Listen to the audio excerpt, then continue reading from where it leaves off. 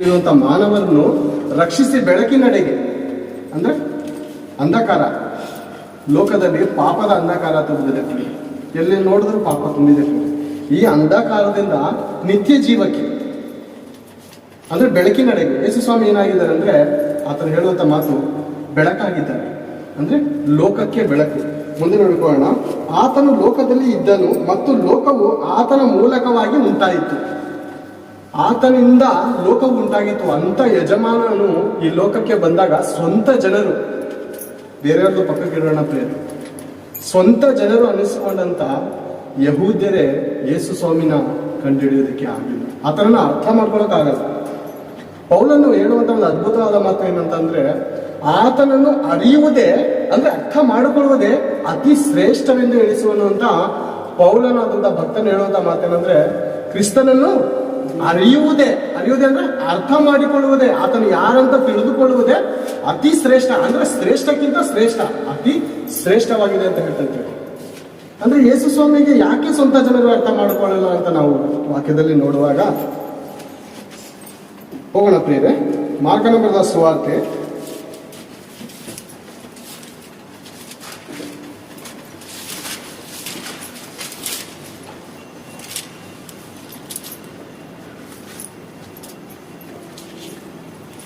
'ಬೆಳಗಿಯ ಮಗನು' ಅನ್ನುವಂಥ ಮಾತುಗಳು ಅನೇಕರು ಹೇಳುವುದನ್ನು ನೋಡ್ತೇವೆ. ಮಾರ್ಕನ ಬರೆದ ಸುವಾರ್ತೆ 6ನೇ ಅಧ್ಯಾಯ 3ನೇ ವಚನದಲ್ಲಿ ನೋಡಿಕೊಳ್ಳೋಣ. ಯೇಸು ಸ್ವಾಮಿ ತನ್ನ ಸ್ವಂತ ಜನರ ಬಳಿಗೆ ಬಂದಾಗ ಅಲ್ಲಿರುವಂತ ಜನರು ಏನು ಮಾತಾಡ್ಕೊಳ್ಳೋದಕ್ಕೆ ಸ್ಟಾರ್ಟ್ ಆದ್ರು ಅಂತ ನೋಡಿಕೊಳ್ಳೋಣ. ಇವನು ಆ ಬಡಗಿಯಲ್ಲವೇ, ಇವನು ಆ ಬಡಗಿಯಲ್ಲವೇ, ಇವನು ಮರಿಯಳ ಮಗನಲ್ಲವೇ, ಇವನು ಮರಿಯಳ ಮಗನಲ್ಲವೇ, ಯಾಕೋಬ ಯೋಸೆ ಯೂದ ಸೀಮೋನ್ ಇವರ ಅಣ್ಣನಲ್ಲವೇ, ಇವನ ತಂಗಿಯರು ಇಲ್ಲೇ ನಮ್ಮಲ್ಲಿ ಇದ್ದಾರಲ್ಲವೇ. ಈತನ್ ಯಾರು? ನಮ್ಮ ಕಣ್ಣು ಮುಂದೆ ಹುಟ್ಟಿದ್ದವನು ನೀವು. ಅನೇಕರು ಹೇಳುವಂತ ಮಾತು ಅಲ್ಲಿದ್ದವರು ಅನೇಕರು ಹಿರಿಯವರು ಇರ್ಬೋದು. ಯೇಸು ಸ್ವಾಮಿಗೆ ಅವಾಗ 32-33 ವರ್ಷ. ಇವ್ರಿಗಿಂತ ದೊಡ್ಡವರಿದ್ದವರು, ಇವರು ಮಧ್ಯಸ್ಥರು ಹೇಳಿದಂತ ಮಾತೇನಂತಂದ್ರೆ, ಇವನು ಬಡಗಿಯ ಮಗನಲ್ಲವೇ, ಇವನು ಯಾರು? ಇವನು ಬಡಗಿಯಲ್ಲವೇ. ಯೇಸು ಸ್ವಾಮಿ ಕಾಲ್ಪಟ್ಟು ನಮ್ಗೆ ಗೊತ್ತು, ಇವನು ನಮ್ಮ ಮುಂದೆ ಬೆಳೆದಿರಂತ ಹುಡುಗ, ಈತನು ದೇವರ ಮಗನ ಅನ್ಕೊಳ್ಳೋದು ಹೇಗೆ? ಅವ್ರು ಹೇಳ್ತಾ ಇರೋದು, ಈತ ನಮ್ಮ ಕಣ್ಣು ಮುಂದೆ ಹುಟ್ಟಿದ್ದಾನೆ. ಯೇಸು ಸ್ವಾಮಿ ಅದಕ್ಕಿಂತ ಮುಂಚೆ ಹೇಳಿದಂತ ಮಾತೇನು? ಆತನು ಸ್ವಂತ ಜನರ ಬಳಿಗೆ ಬಂದನು, ಸ್ವಂತ ಜನರು ಯೇಸು ಸ್ವಾಮಿನ ಅರ್ಥ ಮಾಡ್ಕೊಂಡ್ರು. ಈತನ ಯಾರಂತ ತಿಳ್ಕೊಳ್ಳಿ. ಅದೇ ಮಾತು ಹೇಳ್ತಾ ಇದ್ದಾರೆ ನೋಡಿ, ಇವನ ತಂಗಿಯರು ಇಲ್ಲಿ ನಮ್ಮಲ್ಲಿ ಇದ್ದಾರಲ್ಲವೇ ಎಂದು ಮಾತನಾಡಿಕೊಂಡು ಆತನ ವಿಷಯವಾಗಿ ಬೇಸರಗೊಂಡರು. ಅಂದ್ರೆ ಸ್ವಂತ ಊರಿನಲ್ಲಿ, ಸ್ವಂತ ಜನರ ಮಧ್ಯದಲ್ಲಿ ಯೇಸು ಸ್ವಾಮಿ ಏನಾಗ್ತಾನೆ ಅಂದ್ರೆ ತಿರಸ್ಕಾರಕ್ಕೆ ಒಳಪಡ್ತಾ ಇದ್ದಾರೆ. ಅಂದ್ರೆ ಸ್ವಂತ ಜನರು ಸ್ವೀಕಾರ ಮಾಡಲ್ವಾ? ಸ್ವೀಕಾರ ಮಾಡ್ತಾ ಇಲ್ಲ. ಸ್ವಂತ ಜನರು ಸ್ವೀಕಾರ ಮಾಡ್ತಾ ಇಲ್ಲ. ಸ್ವೀಕಾರ ಮಾಡದಿರೋಂಥ ಕಾರಣಕ್ಕೆ ಪ್ರವಾದಿ ಯೇಸು ಸ್ವಾಮಿ ಹೇಳುವಂತ ದುಃಖದಿಂದ ಹೇಳ್ತಾ ಇದ್ದಾರೆ. ನೋವು ಯೇಸು ಸ್ವಾಮಿ ಹೇಳ್ಬೇಕಾದ್ರೆ ಎಲ್ಲ ಮಾತು ಸಂತೋಷದಿಂದ ಆತನು ಹೇಳಿಲ್ಲ ಪ್ರೇರೆ. ಕೆಲವೊಂದು ಮಾತು ಬಹಳ ದುಃಖದಿಂದ ಹೇಳುವಂತ ಮಾತು. ಯೇಸು ಅವರಿಗೆ, ಪ್ರವಾದಿಯು ಬೇರೆ ಎಲ್ಲಿದ್ದರೂ ಅವನಿಗೆ ಮರ್ಯಾದೆ ಉಂಟು, ಆದರೆ ಸ್ವದೇಶದಲ್ಲಿಯೂ ಸ್ವಂತ ಜನರಲ್ಲಿಯೂ ಸ್ವಂತ ಮನೆಯಲ್ಲಿಯೂ ಮಾತ್ರ ಮರ್ಯಾದೆ ಇಲ್ಲ ಎಂದು ಹೇಳಿದರು. ಮರ್ಯಾದೆ ಇಲ್ಲ ಅಂತ ಹೇಳಿದರು. ಯೇಸು ಸ್ವಾಮಿ ಹೇಳ್ತಾರಂತ ಮಾತು, ಸ್ವಂತ ಜನರಲ್ಲಿ, ಸ್ವಂತ ದೇಶದಲ್ಲಿ, ಆತನು ಎಲ್ಲಿ ಯಾವ ಪ್ರಾಂತ್ಯದಲ್ಲಿ ಹುಟ್ಟಿದ್ರು ಆ ಜಾಗದಲ್ಲಿ, ಮತ್ತು ಸ್ವಂತ ಮನೆಯಲ್ಲಿ ಪ್ರವಾದಿಗೆ, ನನಗೇನೆ ಅಂತ ಹೇಳ್ತಾ ಇಲ್ಲ, ಪ್ರವಾದಿಗೆ ಮರ್ಯಾದೆ ಇಲ್ಲ ಅಂತ ಯೇಸು ಸ್ವಾಮಿ ಏನಾಗಿ ಮಾಡಿದ್ದಾರೆ? ಲಿಖಿತ ಬರ್ಸಿದ್ದಾರೆ ತನ್ನ ಭಕ್ತರ ಮೂಲಕ ಹೇಳುವಂತ. ಮತ್ತು ಸ್ವಂತ ಜನರಲ್ಲಿ ಸ್ವಂತ ಮನೆಯಲ್ಲಿ ಮಾತ್ರ ಬೇರೆ ಕಡೆ ಇದೆ, ಬೇರೆ ಕಡೆ ಮರ್ಯಾದೆ ಇಲ್ಲ ಎಂದು ಹೇಳಿದನು. ಏನ್ ಬೇರೆ? ಯೇಸು ಸ್ವಾಮಿ ಹೇಳ್ತಾರಂತ ಮಾತು, ಸ್ವಂತ ಜನರಲ್ಲಿ, ಸ್ವಂತ ಊರಲ್ಲಿ, ಸ್ವಂತ ಮನೆಯಲ್ಲಿ ಪ್ರವಾದಿಗೆ ಅಂದ್ರೆ ದೇವರ ಮನುಷ್ಯನಿಗೆ ಮರ್ಯಾದೆ ಇಲ್ವಂತೆ. ಮತ್ತೆ ಎಲ್ಲೋಗ್ಬೇಕು ಪ್ರೇರೆ? ದೇವರನ್ನು ನಂಬಿರುವಂತಹ ಮನುಷ್ಯನ ಎಲ್ಲೋಗ್ಬೇಕು ಪ್ರೇರೆ? ಎಲ್ಲೋಗ್ಬೇಕು? ಬೇರೆ ದಾರಿ ಇದೆಯಾ? ಅದಕ್ಕೆ ಯೇಸು ಸ್ವಾಮಿ ಅನೇಕ ವಚನಗಳನ್ನು ಬರೆಸಿದ್ದಾರೆ ಪ್ರೇರೆ, ಅನೇಕ ವಚನಗಳನ್ನು ಬರೆಸಿದ್ದಾರೆ ನೋಡಿ. ಆತನು ತನ್ನ ಸ್ವಾಸ್ಥ್ಯಕ್ಕೆ ಬಂದನು, ಆದರೆ ಸ್ವಂತ ಜನರು ಆತನನ್ನು ಅಂಗೀಕಾರ ಮಾಡಿಕೊಳ್ಳಿಲ್ಲ ಅಂದ್ರೆ ಆತನಿಗೆ ಬಹಳ ನೋವಾಗುತ್ತೆ ಪ್ರೇರೆ. ಯೋಹಾನನು ಬರೆದಿರಂತ ಆ ಭಕ್ತನು ಇದನ್ನು ನೋವನ್ನು ಅನುಭವಿಸ್ತಾ ಹೇಳ್ತಾ ಇದ್ದಾನೆ ಆತನ. ನಾವು ಓದುವಾಗ ಸಿಂಪಲ್ ಆಗಿ ಓದ್ಕೊ ಹೋಗೋದಲ್ಲ. ಈ ಮಾತಿನಲ್ಲಿ ದೇವರ ಮನಸ್ಸಿಗೆ ನೋವು ಉಂಟಾಗಿದೆಯಾ, ಈ ಮಾತಿನಲ್ಲಿ ದೇವರ ಮನಸ್ಸಿಗೆ ಸಂತೋಷ ಆಗಿದೆಯಾ, ಈ ಮಾತು ಕೇಳುವಾಗ ನಮ್ಗೆ ಎಷ್ಟೊಂದು ದುಃಖ ಅನ್ಸುತ್ತೆ ಪ್ರಿಯರೇ. ಸ್ವಂತ ಜನರು ಅರ್ಥ ಮಾಡ್ಕೊಳ್ಳಿಲ್ವಾ? ಓದುವಾಗ ಸಹೋದರರು ಒಳ್ಳೆ ಮಾತು, ಒಳ್ಳೆ ಉದಾಹರಣೆ ಹೇಳಿದ್ರು. 10 ವರ್ಷ ನಿನ್ ಜೊತೆ ಸಂಸಾರ ಮಾಡಿದ್ದೀನಮ್ಮ, ನೀನು ನನ್ನ ಅರ್ಥ ಮಾಡ್ಕೊಳ್ಳಿಲ್ವಾ? ಏನ್ರಿ ನೀವು ನನಗೆ ಅರ್ಥ ಮಾಡ್ಕೊಳ್ಳಿಲ್ಲ ಅಂತ ಅವರು ಸಂತೋಷದಿಂದ ಹೇಳ್ತಾರ? ಹೆಂಡತಿ ಗಂಡನ ಸಂತೋಷದಿಂದ ಹೇಳ್ತಾರ? ಗಂಡ ಹೆಂಡತಿ ಸಂತೋಷದಿಂದ ಹೇಳ್ತಾರ? ಹೇಳಲ್ಲ ಪ್ರಿಯರೇ. ವೇದನೆ ಯಾವ ರೀತಿ ನಾನು ತಹತ ಪಡ್ತಾ ಇದ್ದೀನಿ, ನಾನು ನಿನ್ನನ್ನು ಪ್ರೀತಿಸ್ತಾ ಇದ್ದೀನಿ, ನಾನು ನಿನ್ನ ಚೆನ್ನಾಗಿ ನೋಡ್ಕೋತಾ ಇದ್ದೀನಿ, ಎಲ್ಲ ಕೊರತೆಗಳನ್ನು ನೀಗಿಸ್ತಾ ಇದ್ದೀನಿ ಅಂತ ಬಹಳ ಕಷ್ಟಪಟ್ಟು ಹೇಳುವಂತ ಮಾತು, ನೋವಿನಿಂದ ಹೇಳುವಂತ ಮಾತು. ನನ್ನನ್ನು ಅರ್ಥ ಮಾಡ್ಕೊಳಕ್ ಆಗ್ತಾ ಇಲ್ಲ ಅಂತ ಹೇಳಿ ನೀನೇ ಅರ್ಥ ಮಾಡ್ಕೊಳ್ಳಿಲ್ಲ ಅಂದ್ರೆ ಯಾರು ಅರ್ಥ ಮಾಡ್ಕೋತಾರೆ? ಹೇಳಿದ್ದಾರೆ ಪ್ರಿಯರೇ, ಪ್ರಪಂಚದಲ್ಲಿ ಅನೇಕ ಜನರು ಹೇಳಿದ್ದಾರೆ. ನಮ್ಮ ಜೀವಿತದಲ್ಲೂ ನಾವು ಲೋಕದಲ್ಲಿದ್ದಾಗಲೂ ಈ ಮಾತುಗಳನ್ನು ಮಾಡಿದ್ದೀವಿ. ಮುಂದೆ ನೋಡಿಕೊಳ್ಳೋಣ. ಮಾರ್ಕನ ಬರೆದ ಸುವಾರ್ತೆ 10ನೇ ಅಧ್ಯಾಯ 29ನೇ ವಚನ. ಅದೇ ಮಾರ್ಕ 10:29. ನಿಮಗೆ ಸತ್ಯವಾಗಿ ಹೇಳುತ್ತೇನೆ, ನಿಮಗೆ ಸತ್ಯವಾಗಿ ಹೇಳುತ್ತೇನೆ, ಯಾವನು ನನ್ನ ನಿಮಿತ್ತವು ಸುವಾರ್ತೆಯ ನಿಮಿತ್ತವು ಮನೆಯನ್ನಾಗಲಿ ಅಣ್ಣ ತಮ್ಮಂದಿರನ್ನಾಗಲಿ ಅಕ್ಕ ತಂಗಿಯರನ್ನಾಗಲಿ ತಾಯನ್ನಾಗಲಿ ತಂದೆಯನ್ನಾಗಲಿ ಮಕ್ಕಳನ್ನಾಗಲಿ ಭೂಮಿಯನ್ನಾಗಲಿ ಬಿಟ್ಟು ಬಿಟ್ಟಿರುವವನು ಅವನಿಗೆ ಈಗಿನ ಕಾಲದಲ್ಲಿ ಮನೆ, ಅಣ್ಣ, ತಮ್ಮ, ಅಕ್ಕ, ತಂಗಿ, ಮಕ್ಕಳು, ಭೂಮಿ ಸಮೇತ ಏನಾಗೋದು? ಇವೆಲ್ಲವೂ ಹಿಂಸೆಗಳ ಸಹಿತ ಏನ್ ಹೇಳ್ತಾ ಇದ್ದಾರೆ ಯೇಸು ಸ್ವಾಮಿ ಹೇಳಿ? ಆತ ಹೇಳುವಂತ ಮಾತನ್ನು ಅರ್ಥ ಮಾಡಿಕೊಳ್ಳಬೇಕು. ಬೇರೆ ಕ್ರೈಸ್ತರಾದಂತ ನಾವು ಬಹಳ ಜಾಗೃತಿಯಿಂದ ಅರ್ಥ ಮಾಡ್ಕೋಬೇಕು. ಸ್ವಂತ ಜನರಲ್ಲಿ, ಸ್ವಂತ ಮನೆಯಲ್ಲಿ, ಸ್ವದೇಶದಲ್ಲಿ ಮರ್ಯಾದೆ ಇಲ್ಲದಂತ ಕಾರಣಕ್ಕೆ ಏನ್ ಹೇಳ್ತಾ ಇದ್ದಾರೆ ಗೊತ್ತಾ ಯೇಸು ಸ್ವಾಮಿ? ನಿಮಗೆ ನಿಜವಾಗಿ ಹೇಳುತ್ತೇನೆ, ನನ್ನ ನಿಮಿತ್ತ ನಿನ್ನ ಅಣ್ಣ, ತಮ್ಮ, ಅಕ್ಕ, ತಂಗಿ, ಮಕ್ಕಳನ್ನು ಬಿಡ್ತೀಯ? ನನಗೋಸ್ಕರ ಬಿಡ್ತೀಯಾ? ಮಕ್ಕಳು ಯಾರು ಕೊಟ್ರು? ಮಕ್ಕಳು ತಾಯಿ ಗರ್ಭದಲ್ಲಿ ರೂಪಿಸಿದಂತ ದೇವರು ಯಾರು? ಎಷ್ಟೋ ಜನಕ್ಕೆ ಇವಾಗ ಮಕ್ಕಳೇ ಇಲ್ಲ. ದೇವ್ರು ಯಾವ ಟೈಮಲ್ಲಿ ಕೊಡ್ತಾರೆ? ಕೊಡಕ್ಕಾಗಲಿಲ್ಲ ಅಂದ್ರೆ ಏನ್ ಮಾಡಕ್ಕಾಗುತ್ತೆ? ಡಾಕ್ಟರ್ ಕೈಲಾಗುತ್ತಾ? ಇಲ್ಲ ಪ್ರಧಾನಿಗಳ ಕೈಲಾಗುತ್ತಾ? ಯಾರ ಕೈಲಾದ್ರೂ ಆಗುತ್ತಾ? ಅಸಾಧ್ಯ. ಪ್ರತಿಯೊಬ್ಬರಿಗೆ ತಾಯಿಯ ಗರ್ಭದಲ್ಲಿ ರೂಪಾಂತರ ಕೊಡುವಾತನು ತಂದೆಯಾದ ಸರ್ವೇಶ್ವರನು. ಆತನ ಹೊರತು ಮಾನವ ಜನ್ಮ ಇಲ್ಲ. ತಂದೆ ಕೊಟ್ಟಿದ್ದಾನು, ತಾಯಿ ಕೊಟ್ಟಿದ್ದಾನು, ಗಂಡ ಕೊಟ್ಟಿದ್ದಾನು, ಹೆಂಡತಿ ಕೊಟ್ಟಿದ್ದಾನು, ಮಕ್ಕಳು ಕೊಟ್ಟಿದ್ದಾನು. ನನ್ನನ್ನೇ ಬಿಡ್ತೀಯಾ? ಯಾರಿಗೋಸ್ಕರ ನನ್ನನ್ನೇ ಬಿಟ್ಬಿಡ್ತೀಯ ನೀನು? ನಿನ್ನ ತಾಯಿಯಲ್ಲಿ ನನ್ನ ಪ್ರೀತಿ ತೋರಿಸ್ತಾ ಇದ್ದೀನಿ, ನಿನ್ನ ಗಂಡನಲ್ಲಿ ನನ್ನ ಪ್ರೀತಿ ತೋರಿಸ್ತಾ ಇದ್ದೀನಿ, ನಿನ್ನ ಅಣ್ಣನಲ್ಲಿ ನನ್ನ ಪ್ರೀತಿ ತೋರಿಸ್ತಾ ಇದ್ದೀನಿ, ಮತ್ತೆ ನನ್ನನ್ನೇ ಬಿಟ್ರೆ?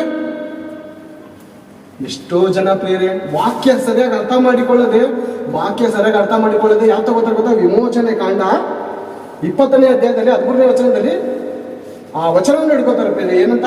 ನಿನ್ನ ತಂದೆ ತಾಯಿಯನ್ನ ಸನ್ಮಾನಿಸಬೇಕು. ಸನ್ಮಾನ ಅಂದ್ರೆ ಏನು?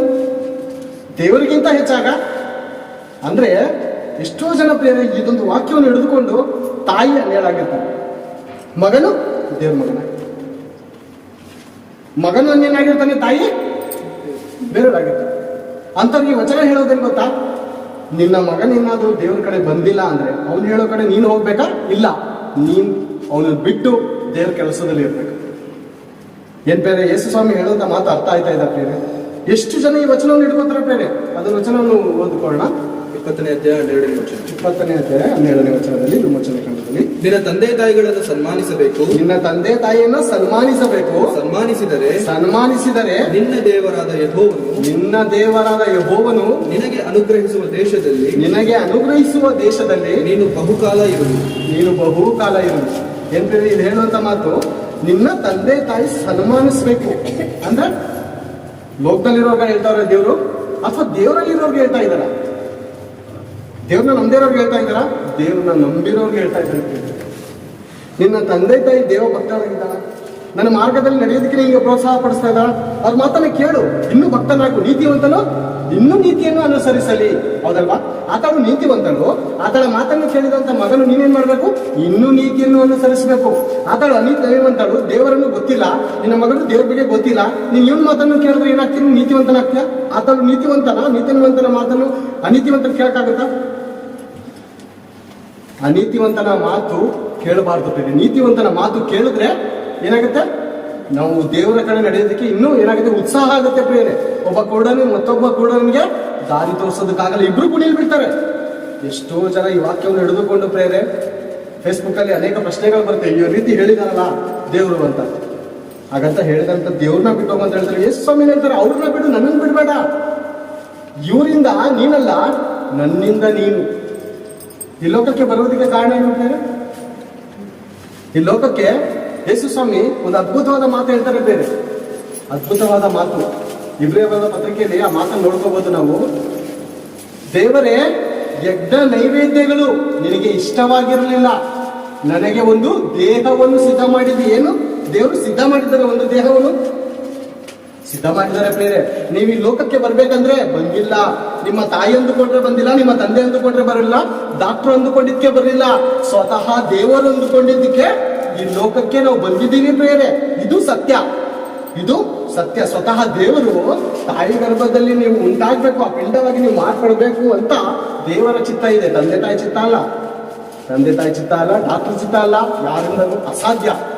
ದೇವರಿಂದ ಎಲ್ಲವೂ ಸಾಧ್ಯ. ಯೇಸು ಸ್ವಾಮಿ ಹೇಳುವಂತ ಮಾತು, ನನಗೆ ಸಿದ್ಧ ಮಾಡಿಕೊಟ್ಟಿದ್ಯಾ, ನೀನು ಒಂದು ದೇಹ ಸಿದ್ಧ ಮಾಡಿಕೊಟ್ಟಿದ್ಯಾ. ಚೇತು ಅನ್ನೋಂತನು ಇಲ್ಲಿ ಬಂದು ನಿಂತ್ಕೊಂಡು ಇವತ್ತು ವಾಕ್ಯ ಹೇಳ್ಬೇಕು, ಈತನ ಒಂದು ತಾಯಿ ಗರ್ಭದಲ್ಲಿ ಜನ್ಮ ತಗೋಬೇಕು ಅಂತ ದೇವ್ರು ಏನ್ ಮಾಡಿದ್ದಾರೆ? ನನ್ನ ತಾಯಿಗೆ ಸುಶೀಲಾ ದೇವಿ, ನನ್ನ ತಾಯಿ ಹೆಸರು, ನನ್ನ ತಾಯಿ ದೇವ್ರೆ ಕಂಡುಕೊಂಡಿಲ್ಲ, ಹೌದಾ?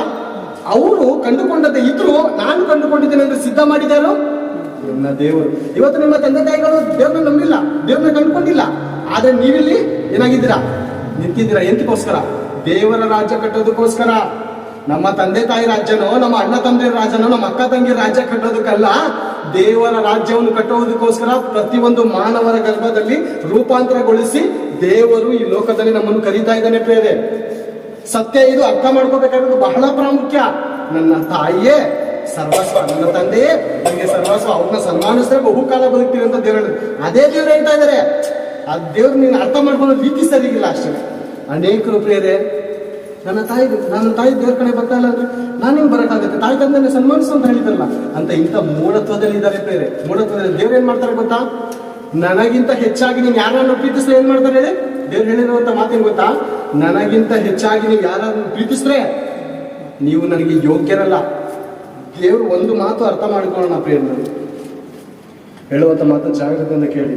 ದೇವರನ್ನು ಬಿಟ್ಟು ನಾವು ಈ ಲೋಕದಲ್ಲಿ ಏನಾದ್ರೂ ಪ್ರೀತಿಸ್ತಾ ಇದ್ದೀವಿ, ಯಾರನ್ನಾದ್ರೂ ಪ್ರೀತಿಸ್ತಾ ಇದ್ದೀವಿ, ದೇವರಿಗಿಂತ ಹೆಚ್ಚಾದ ಸ್ಥಾನ ಯಾರಿಗಾದ್ರೂ ಕೊಡ್ತಾ ಇದ್ದೀವಿ ಅಂದ್ರೆ ನಿಜವಾಗ್ಲೂ ಅವ್ರ ಭೂಮಿ ಮೇಲೆ ಇರಲ್ಲ ಪ್ರಿಯ. ಇದು ಬರ್ದಿಟ್ಕೊಳ್ಳಿ. ದೇವರಿಗಿಂತ ಹೆಚ್ಚಾಗಿ ಯಾರನ್ನಾದ್ರೂ, ನನಗೂ ಸೇರಿಸಿ ಹೇಳ್ತಾ ಇದ್ದೀನಿ, ದೇವರ ವಾಕ್ಯ ಈ ಬಾಯಿ ಕತ್ತಿಯಂತೆ ಹೇಳುವವನಿಗೂ ಕೇಳುವವನಿಗೂ ಇಬ್ಬರಿಗೂ ಅದು ಎರಡು ಏನಾಗಿದೆ? ಎರಡು ಕಡೆನೂ ಚೂಪಾಗಿರುವಂತ ಕತ್ತಿ ದೇವರ ವಾಕ್ಯ. ಹೇಳುವಂತ ನನಗೂ ಕೇಳುವಂತ ನಿಮಗೂ ಅದು ಕಡಿಯುವಂತದಾಗಿದೆ.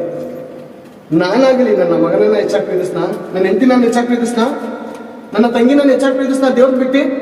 ದೇವ್ರು ಅವ್ರನ್ನಾದ್ರೂ ತಗ್ದಾಕ್ತಾರೆ, ಇಲ್ದಾದ್ರೆ ನನ್ನನ್ನಾದ್ರೂ ತಗ್ದಾಕ್ತಾರೆ. ಯಾಕೆ ಗೊತ್ತಾ? ನೀನು ಅಂದುಕೊಂಡ್ರೆ ನಿನ್ ಜನ್ಮ ಬಂದಿಲ್ಲಪ್ಪ, ನಿನಗೋಸ್ಕರ, ನೀನು ಬದುಕೋದಕ್ಕೋಸ್ಕರ ಅಲ್ಲ. ತೆಲುಗಲ್ಲೊಂದು ಅದ್ಭುತವಾದ ಹಾಡೈತೆ, నీ ప్రాణం నిన్న ప్రియనికి కాదని అర్పించాలి దేవునికి ಅಂತ. ನಿನ್ನ ಪ್ರಾಣ ನಿನ್ನ ಪ್ರಿಯತಮನಿಗೋಸ್ಕರನೋ, ನಿನ್ನ ತಾಯಿ ತಂದೆ ಅಣ್ಣ ತಮ್ಮ ಅಕ್ಕ ತಂಗಿರಿಗೋಸ್ಕರ ಅಲ್ಲ. ನಾನು ಕೊಟ್ಟಿರೋಂಥ ಜೀವನ ನನಗೆ ಕೊಡಬೇಕು ನೀನು. ನಾನು ಕೊಟ್ಟಿದ್ದದು ನಾನು ಕೊಟ್ಟಿದ್ದೀನಿ, ನಾನು ಕೊಟ್ಟಿರೋದು ನನಗೆ ಬೇಕು. ನನ್ನ ಮಕ್ಕಳು ನಾನು ಎತ್ತಿ ಸಾಕಿ ಹೋಗ್ತಿ ಎಲ್ಲ ಇದು ಮಾಡಾದ್ಮೇಲೆ ಬೇರೆಯವ್ರಿಗೆ ಹೋಗಿ ಅಪ್ಪ ಅಂತ ಹೇಳಿದ್ರೆ, ಬೇರೆಯವ್ರಿಗೆ ಹೋಗಿ ನನ್ನನ್ನು ಬಿಟ್ಟು ಬೇರೆಯವ್ರ ಸನ್ಮಾನ ಮಾಡಿದ್ರೆ ಎಷ್ಟು ಹೊಟ್ಟೆ ಉರಿತದೆ ಗೊತ್ತಾ? ನೋವಾಗತ್ತಾ? ತಾಯಿಗೆ ಕೊಡ್ಬೇಕಾಗಿರುವಂತ ಸನ್ಮಾನ, ಅಪ್ಪನ ಕೊಡ್ಬೇಕಾಗಿರೋ ಸನ್ಮಾನ ಬಿಟ್ಟು ಪಕ್ಕದ ಮನೆಯವ್ರಿಗೆ ಅಪ್ಪ ಅಂತ ಸನ್ಮಾನ ಮಾಡಿ ಆತನ ಕಾಲು ಮುಗಿದು ಆತನೇ ಅಪ್ಪ ಅಂತ ಹೇಳ್ಕೊಂತಿರಿದ್ರೆ ಏನಾಗುತ್ತೆ? ನೋವಾಗುತ್ತೆ ಪ್ರಿಯರೇ. ಇವತ್ತು ಪ್ರತಿಯೊಂದು ಕ್ರೈಸ್ತರ ಮನೆ ಕುಟುಂಬದಲ್ಲಿ ಮೇನ್ ಸಮಸ್ಯೆ ಏನ್ ಗೊತ್ತಾ? ಮೇನ್ ಸಮಸ್ಯೆ ದೇವರನ್ನು ಪ್ರೀತಿಸೋದಕ್ಕೆ ಆಗ್ತಾ ಇಲ್ಲ ಪ್ರಿಯ. ದೇವರನ್ನು ಪ್ರೀತಿಸೋದಕ್ಕೆ ಬಹಳ ಕಷ್ಟ ಆಗ್ತಾ ಇದೆ ಪ್ರಿಯ. ಯಾಕೆ ಗೊತ್ತಾ? ಯೇಸು ಸ್ವಾಮಿ ಹೇಳುವಂತ ಮಾತನ್ನು ನೋಡಿಕೊಳ್ಳೋಣ ಪ್ರಿಯ.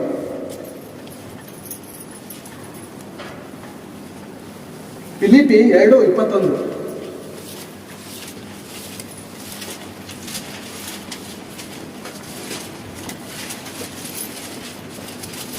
ಎಲ್ಲರೂ ಸ್ವಕಾರ್ಯಗಳ ಮೇಲೆ ಮನಸ್ಸಿಡುತ್ತಾರೆಯೇ ಹೊರತು ಯೇಸು ಕ್ರಿಸ್ತನ ಕಾರ್ಯಗಳ ಮೇಲೆ ಮನಸ್ಸಿಡುವುದಿಲ್ಲ. ಯೇಸು ಕ್ರಿಸ್ತನ ಕಾರ್ಯಗಳ ಮೇಲೆ ಮನಸ್ಸಿಡುವುದಿಲ್ಲ ಅಂತ ಅನ್ಯರಿಗೆ ಹೇಳ್ತಾ ಇಲ್ಲ. ಯೇಸು ಕ್ರಿಸ್ತನ ಕಾರ್ಯಗಳ ಮೇಲೆ ಮನಸ್ಸಿಡ್ತಾ ಇಲ್ಲ ಅಂತ ಅಂದ್ರೆ ಮನೆ ಕುಟುಂಬದಲ್ಲಿರುವಂತ ನಾವು ದೇವರ ಕಾರ್ಯಗಳ ಮೇಲೆ ಮನಸ್ಸಿಡ್ತಾ ಇಲ್ಲ. ಅದಕ್ಕೆ ಏನಾಗಿದೆ ಗೊತ್ತಾ, ಯೇಸು ಸ್ವಾಮಿ ಅದಕ್ಕೆ ಒಂದು ಮಾತು ಹೇಳಿದ್ದಾರೆ ಬೇರೆ, ನೀವು ನನ್ನ ಮೇಲೆ ಮನಸ್ಸಿಡ್ತಾ ಇಲ್ವಾ, ನನ್ನ ಕಾರ್ಯದ ಮೇಲೆ ನೀವು ಮನಸ್ಸಿಡ್ತಾ ಇಲ್ವಾ, ನನಗೋಸ್ಕರ ಬದುಕೋದಕ್ಕೆ ನೀನು ಬಿಡ್ತಾ ಇಲ್ವಾ, ನಿನ್ನ ಮಗಳನ್ನ ನನಗೋಸ್ಕರ ಬದುಕೋದಕ್ಕೆ ಬಿಡ್ತಾ ಇಲ್ವಾ, ನಿನ್ನ ಮಗಳನ್ನ ನನಗೋಸ್ಕರ ಬದುಕೋದಕ್ಕೆ ಬಿಡ್ತಾ ಇಲ್ವಾ, ನಿನ್ನ ಹೆಂಡತಿನ ನೀನು ದೇವಗೋಸ್ಕರ ಬದುಕೋದಕ್ಕೆ ಬಿಡ್ತಾ ಇಲ್ವಾ. ಅದಕ್ಕೆ ಯೇಸು ಸ್ವಾಮಿ ಹೇಳೋದ ಮತ್ತೊಂದು ಮಾತನ್ನು ನೋಡಿಕೊಳ್ಳೋಣ ಇದೆ. ಮತ್ತಾಯನ ಬರೆದ ಸುವಾರ್ತೆ 10ನೇ ಅಧ್ಯಾಯ 34ನೇ ವಚನದಿಂದ ಓದಿಕೊಳ್ಳೋಣ ಬೇರೆ. ಮತ್ತಾಯ 10ನೇ ಅಧ್ಯಾಯ 34ರಿಂದ. ಭೂಲೋಕದ ಮೇಲೆ ಸಮಾಧಾನ ಹುಟ್ಟಿಸುವುದಕ್ಕೆ ಬಂದೆನೆಂದು ನೆನೆಸಬೇಕು. ಭೂಲೋಕದ ಮೇಲೆ ಅಂದ್ರೆ ದೇವರನ್ನು ಪ್ರೀತಿಸದೆ ಸ್ವಕಾರ್ಯದಲ್ಲಿ ಮನಸ್ಸಿಡುವಂತ ಮನೆ ಕುಟುಂಬದ ಮೇಲೆ ಸಮಾಧಾನವನ್ನು ಹುಟ್ಟಿಸುವುದಕ್ಕೆ ಬಂದನೆಂದು ನೆನೆಸಬೇಡಿರಿ. ಸಮಾಧಾನವನ್ನು ಹುಟ್ಟಿಸುವುದಕ್ಕೆ ನಾನು ಬಂದಿಲ್ಲ. ಖಡ್ಗವನ್ನು ಹಾಕುವುದಕ್ಕೆ ಬಂದೆನು. ಖಡ್ಗವನ್ನು ಹಾಕುವುದಕ್ಕೆ ಬಂದೆನು. ಹೇಗೆಂದರೆ ಮಗನಿಗೂ ತಂದೆಗೂ ಮಗಳಿಗೂ ತಾಯಿಗೂ ಸೊಸೆಗೂ ಅತ್ತೆಗೂ ಭೇದ ಹುಟ್ಟಿಸುವುದಕ್ಕೆ ಬಂದೆನು. ಹೀಗೆ ಒಬ್ಬ ಮನುಷ್ಯನಿಗೆ ಅವರ ಮನೆಯವರೇ ವೈರಿಗಳಾಗುವರು. ತಂದೆಯ ಮೇಲಾಗಲಿ ತಾಯಿಯ ಮೇಲಾಗಲಿ ನನ್ನ ಮೇಲೆ ಇಡುವುದಕ್ಕಿಂತ ಹೆಚ್ಚಾದ ಮಮತೆಯನ್ನು ಇಡುವವನು ನನಗೆ ಯೋಗ್ಯನಲ್ಲ. ನನಗೆ ಯೋಗ್ಯತೆ ನನ್ನನ್ನು ಪ್ರೀತಿಸ್ತಾ ಅಂತ ಹೇಳ್ತಾ ಇದ್ದಾರ, ಯೋಗ್ಯತೆ ಇಲ್ಲ ಅಂತ ಯೇಸು ಸ್ವಾಮಿ ಹೇಳ್ತಾ ಇದ್ದಾರೆ. ಪ್ರಿಯ, ನನಗಿಂತ ಹೆಚ್ಚಾಗಿ ನೀನು ಯಾರನ್ನು ಪ್ರೀತಿಸ್ತಾ ಇದೆಯಾ? ನನಗಿಂತ ಅಂದ್ರೆ ನನ್ನ ವಾಕ್ಯ. ಯೇಸು ಸ್ವಾಮಿನ ಇಮೇಜಿಂಗ್ ಮಾಡ್ಕೊಂಡು ನೋಡ್ಬೇಡಿದ್ರೆ ಒಂದು ಮಾತು ನಾನು ಹೇಳೋದಕ್ಕೆ ಇಷ್ಟಪಡ್ತೀನಿ. ಯೇಸು ಸ್ವಾಮಿನ ಈ ಟಿವಿಗಳಲ್ಲಿ, ಫಿಲಮ್ಗಳಲ್ಲಿ, ಮತ್ತೊಂದರಲ್ಲಿ ನೋಡ್ಬಿಟ್ಟು ನಾವು ಹಾಡಾಡುವಾಗೂ ಅಷ್ಟೇ ಏನ್ ಮಾಡ್ತೀವಿ ಗೊತ್ತಾ, ಇಮೇಜಿಂಗ್ ತಗೋತೀವಿ. ಯೇಸು ಸ್ವಾಮಿ ಆ ರೀತಿ ಇದ್ದಾರೆ, ನಾನು ಎದೆ ಒಪ್ಕೊಂಡಿದ್ದೀನಿ, ಅವ್ರು ನನ್ನ ಎದೆ ತಪ್ಪಿಸ್ಕೊಂಡಿದ್ದೀವಿ, ನಾವು ಜಾಲಿಯಾಗಿದ್ದೀವಿ ಅಂತ ಆತರ ಅನ್ಕೋಬೇಡಿ. ಯೇಸು ಕ್ರಿಸ್ತನ್ ಏನಾಗಿದ್ದಾನೆ? ವಾಕ್ಯ. ಆ ವಾಕ್ಯ ನಮ್ಮ ಜೀವಿತದಲ್ಲಿ ನೆರವೇರ್ತಾ ಇದೆ. ಆ ವಾಕ್ಯವನ್ನು ನಾವು ಹಿಡ್ಕೊಂಡು ಆ ರೀತಿ ನಡೀತಾ ಇದ್ದೀವಿ ಅಂದ್ರೆ ಅವಾಗ ನಾವು ಹೇಳೋದಕ್ಕೆ ಸಾಧ್ಯ, ಯೇಸು ಕ್ರಿಸ್ತನನ್ನು ನಾನು ಪ್ರೀತಿಸ್ತಾ ಇದ್ದೀನಿ. ನಾವು ಮೋಸ ಹೋಗ್ತಾ ಇರೋದು ಎಲ್ಲಿ ಅಂತ ಹೇಳಿದ್ರೆ ಇಮೇಜಿಂಗ್ ಮಾಡ್ಕೋತಾ ಇದ್ದೀವಿ, ಫ್ಲಾಶ್ ಮಾಡ್ಕೋತಾ ಇದ್ದೀವಿ. ಯೇಸು ಕ್ರಿಸ್ತನ ಮುಖವನ್ನು ನೋಡ್ಕೊಂಡು ಯೇಸು ಸ್ವಾಮಿನ ಆರಾಮ ನೋಡಿದೀವಿ ಪ್ರೇರ. ಇಲ್ಲಿರೋ ಶತಮಾನದಲ್ಲಿ ನಾವು ನೋಡಿದೀವ, ಸಿನಿಮಾಗಳಲ್ಲೋ ಟಿವಿಗಳಲ್ಲೋ ಅನೇಕ ಒಂದು ರೀತಿಯಲ್ಲಿ ನಾವು ನೋಡಿದೀವಿ ಪ್ರೇರ. ಅನೇಕರು ಆ ಒಂದು ಕಲ್ಪನೆ ರೀತಿಯಲ್ಲಿ ಹಾಕಿ ಬಿಟ್ಟಿದ್ದಾರೆ. ಶಿಲ್ಬೆ ಹೊಡೆಯುವಂತ ಸಮಯದಲ್ಲಿ ಮುಂತಾದ ಫಿಲಮ್ಗಳೇ ತೆಗೆದಿದ್ದಾರೆ ಪ್ರೇರ. ಅದ್ರ ಕೆಲವು ಫೋಟೋಗಳು ಏನ್ ಮಾಡಿದ್ದಾರೆ, ಇಮೇಜಿಂಗ್ ಮಾಡಿ ಬಿಟ್ಟಿದ್ದಾರೆ. ಈ ಫೋಟೋಗಳು ನೋಡುವಂತ ನಾವೇನ್ ಮಾಡ್ತೀವಿ, ಹಾಡಾಡ್ಬೇಕಾದ್ನೋ ಇಲ್ಲ ವಾಕ್ಯ ಕೇಳ್ಬೇಕಾದ್ನೋ ಅಥವಾ ನಾವು ಏನೋ ಒಂದು ನೆನೆಸ್ಕೊಂಡು ದೇವ್ರನ್ನ ನೆನೆಸ್ಕೊಂಡು ನಾವು ಆರಾಧಿಸುವಾಗ ಯೇಸು ಕ್ರಿಸ್ತನ ಇಮೇಜಿಂಗ್ ಮಾಡ್ಕೊಂಡು ನಾವು ಏನ್ ಮಾಡ್ತಾ ಇದ್ದೀವಿ, ಆರಾಧಿಸ್ತೀವಿ. ನಾವು ನಿಜವಾಗ್ಲೂ ಮೋಸ ಹೋಗ್ತಾ ಇದ್ದೀವಿ. ಯೇಸು ಸ್ವಾಮಿ ಹೇಳುವಂತ ಮಾತೇನು ಗೊತ್ತಾ, ನನ್ನ ಆಜ್ಞೆಯನ್ನು ಕೈಕೊಂಡು ನಡೆಯುವವನೇ ನನ್ನನ್ನು ಪ್ರೀತಿಸುವವನು. ಅರ್ಥ ಆಯ್ತಾಯ್ತಾ ವಾಕ್ಯ? ನನ್ನ ವಾಕ್ಯವನ್ನು ಕೈಕೊಂಡು ನಡೆಯುವವನೇ ನನ್ನನ್ನು ಪ್ರೀತಿಸುವವನು ಅಂದ್ರೆ ಅರ್ಥ ಮಾಡ್ಕೊಳ್ಳಿ. ಯೇಸು ಸ್ವಾಮಿ ಇಮೇಜಿಂಗ್ ಅಲ್ಲ ನಾವು ಪ್ರೀತಿಸ್ಬೇಕಾಗಿರ್ತೀವಿ, ಯೇಸು ಸ್ವಾಮಿಯ ವಾಕ್ಯ. ಆ ವಾಕ್ಯ ನಾವು ಪ್ರೀತಿಸ್ತಾ ಇದೀವಿ, ಆ ವಾಕ್ಯಕ್ಕನುಸಾರವಾಗಿ ನಮ್ಮ ಜೀವಿತದಲ್ಲಿ, ನಮ್ಮ ಮನೆ ಕುಟುಂಬದಲ್ಲಿ ನಾವು ನಡೀತಾ ಇದೀವ ಅಂತ ಅನ್ಕೊಂಡ್ರೆ ಏನಾಗ್ತೀವಿ ಗೊತ್ತಾ, ನಾವು ಯೇಸು ಸ್ವಾಮಿನ ಪ್ರೀತಿಸ್ತಾ ಇದೀವಿ. ಆತನ ಆಜ್ಞೆಗಳನ್ನು ನಾವು ಏನ್ ಮಾಡ್ತಾ ಇದೀವಿ, ಪ್ರೀತಿಸ್ತಾ ಇದೀವಿ. ದೇವ್ರು ಹೇಳಿರುವಂತ ಮಾತು, ಮೊದಲು ನನಗೋಸ್ಕರ, ನನ್ನ ರಾಜ್ಯಕ್ಕೋಸ್ಕರ ತಗೋಬೇಡ್ರಿ, ದೇವರ ರಾಜ್ಯಕ್ಕೋಸ್ಕರ, ನೀತಿಗೋಸ್ಕರ ತಗೋಬೇಡ್ರಿ. ಏನ್ ಪ್ರಿಯರೇ, ಮಗನು ಒಬ್ಬ ದೇವ್ರ ರಾಜ್ಯಕ್ಕೋಸ್ಕರ ಕಷ್ಟಪಡಕ್ ಹೋಗ್ತಾ ಇದ್ದಾನೆ, ದೇವ್ರ ರಾಜ್ಯಕ್ಕೋಸ್ಕರ ಕಷ್ಟಪಡಕ್ ಹೋಗ್ತಾ ಇದ್ದಾನೆ. ಇವಾಗ ತಾಯಿ ಹೇಳ್ತಾಳೆ, ಮನೇಲಿ ತಿನ್ನೋದಕ್ಕೆ ಅನ್ನ ಇಲ್ಲ, ಇವನು ಬೇರೆಯವ್ರ ಸೌಕರ್ಯ ನೋಡಕ್ ಹೋಗ್ತಾನೆ. ಅಷ್ಟು ಜನ ಅಂತಾರಲ್ವಾ, ಮನೆಗೆ ಏನು ಅಂತಾರ ಪ್ರಿಯ, ಲೋಕದಲ್ಲಿ ಕೆಲವೊಂದು ಮಾತುಗಳು, ಮನೆಗೆ ಮಾರಿ ಊರಿಗೆ, ಮನೆಗೆ ಮಾರಿ ಊರಿಗೆ ಏನು ಅಂತಾರೆ ಬೇರೆ, ಉಪಕಾರಿ ಅಲ್ವಾ? ಲೋಕದವ್ರು ಹೇಳುವಂತದಲ್ಲ, ಕ್ರೈಸ್ತರ ಮಧ್ಯದಲ್ಲಿ ಇದು ನಡೀತಾ ಇದೆ ಬೇರೆ. ಮನೇಲಿ ಕಷ್ಟ ಐತೆ, ಮನೇಲಿ ನೋವು ಐತೆ, ನೀನೆಲ್ಲ ಹೋಗ್ತಾ ಇದೆಯಾ? ಮಗ ಇದಕ್ಕೆ ತಾನೇ ಹೋಗ್ತಾ ಇರೋದು, ಮಗನೇ ಕೊಟ್ಟಿಲ್ಲ ಅಂದ್ರೆ ನಿನಗೆ ಹೋಗ್ತಾ ಇದ್ದ, ಹೋಗ್ ಸಾಧ್ಯನೇ ಇಲ್ವಲ್ಲ. ಮತ್ತೆ ಹೆಂಡತಿ ದೇವ್ರ ಸೇವೆಗೋಸ್ಕರ ಹೋಗ್ತಾ ಇದ್ದ ಅಂದ್ರೆ ಅನೇಕರು ಬೇರೆ, ದೇವ್ರನ್ನ ನಂಬದೇ ಇರೋರು, ನಂಬೋರು ಕೂಡ. ಏನಮ್ಮ ಕೆಲ್ಸಕ್ಕೆ ಹೋಗಿ ಯಾಕೆ ರಜಾ ಕೊಟ್ಟಿದ್ದೆ, ಯಾಕೆ ಸ್ವಾರ್ಥ ಹೋಯ್ತೈತೆ, ಅಲ್ಲೋಯ್ತೈತೆ ಇಲ್ಲೋಯ್ತೈತೆ, ದುಡ್ದು ತಗೊಂಬಂದಾಕು, ಮನೆ ಬಾಡಿಗೆ ಕಟ್ಟಬೇಕು, ನಾನು ದುಡಿಯೋದಿಷ್ಟು, ನೀನ್ ದುಡಿಯೋದಿಷ್ಟು, ತಗೊಂಬಂದ್ ಕೈ ಕೊಡು ದುಡ್ಡು, ಕೆಲ್ಸಕ್ಕೆ ಹೋಗೋ ಯಾವ ಕೆಲ್ಸಕ್ಕೆ ಹೋಗ್ತಾ ಇದೆಯಾ, ಯಾವ ಸ್ವಾರ್ಥಕ್ಕೆ ಹೋಗ್ತಾ ಇದೆಯಾ, ಈಗ ಮಾಡಿದ್ರೆ ಜೀವನ ಆಗುತ್ತಾ ಅಂತ ಹೆಂಡತಿ ಗಂಡನ್ಗೆ, ಗಂಡ ಹೆಂಡತಿಗೆ. ಈ ಪ್ರಪಂಚದಲ್ಲಿ ಈ ಸ್ವಕಾರ್ಯದಲ್ಲಿ ಇದ್ದಾರೆ ಪ್ರಿಯರೇ. ಏನ್ ಕಾರ್ಯದಲ್ಲಿ ಇದ್ದಾರೆ ಇವರು? ಸ್ವಕಾರ್ಯದಲ್ಲಿ. ಯೇಸು ಸ್ವಾಮಿ ಏನಿದೆ ಗೊತ್ತಾ, ನನಗೆ ಒಂದು ದೇಹವನ್ನು ಸಿದ್ಧ ಮಾಡಿಕೊಟ್ರದ್ದು ಏನಕ್ಕೋಸ್ಕರ, ನಾನು ಮದುವೆ ಮಾಡಿಕೊಂಡು 12 ಜನ ಮಕ್ಕಳನ್ನ ಪಡೆದು ಈ ಲೋಕದಲ್ಲಿ ಸರ್ವ ಸುಖಗಳನ್ನು ಅನುಭವಿಸೋದಕ್ಕೆ ನನಗೆ ಕೊಟ್ಟಿಲ್ಲ ದೇವರೇ, ನೀನು ನಿನ್ನ ಚಿತ್ತವನ್ನು ನೆರವೇರಿಸೋದಕ್ಕೆ ನಾನು ಈ ಭೂಲೋಕದಲ್ಲಿ ಬಂದಿದ್ದೇನೆ ಅಂತ ಯೇಸು ಸ್ವಾಮಿಯ ಹಾಗೆ ನಾವು ಹೇಳೋದಕ್ಕೆ ಆಗತ್ತಾ? ಇಬ್ರಿಯರ ಪತ್ರಿಕೆ 10ನೇ ಅಧ್ಯಾಯ 10ನೇ ಅಧ್ಯಾಯ 5ನೇ ವಚನ.